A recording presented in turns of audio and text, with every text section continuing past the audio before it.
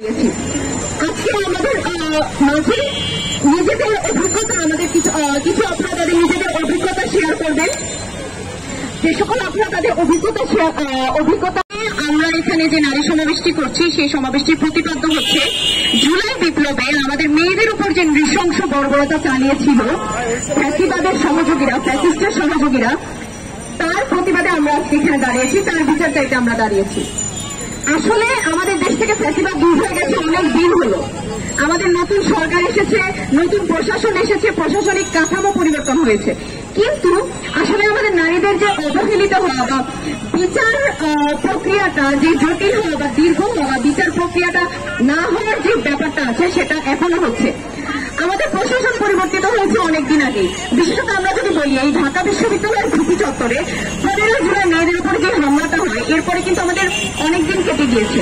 আমাদের প্রশাসন পরিবর্তিত হয়েছে, রাষ্ট্রীয় প্রশাসন পরিবর্তিত হয়েছে, বিশ্ববিদ্যালয় প্রশাসন পরিবর্তিত হয়েছে, কিন্তু আজ পর্যন্ত আমরা সেই ফ্যাসিস্টের সহযোগীদের, সেই টোকাই লীগের যে খুনি ছিল, সেই খুনি সন্ত্রাসীদের আমরা আজ পর্যন্ত কোনো বিচার হওয়ার প্রক্রিয়া শুরু হতে দেখলাম না। যেভাবে অবহেলিত হয়ে আসছে, আমরা চাচ্ছি না এই জুলাই বিপ্লবের ঘটনাগুলো মানুষ ভুলে যাক, বা আমাদের এই পুরুষতান্ত্রিক বা পুরুষতান্ত্রিক সমাজ ব্যবস্থায় আমাদের কথাগুলো কেউ ভুলে যাক, বা আমাদের যে এই বিচারহীনতায় দিন কাটাতে হচ্ছে, এই বিচারহীনতায় দিন আর আমরা কাটাতে চাই না।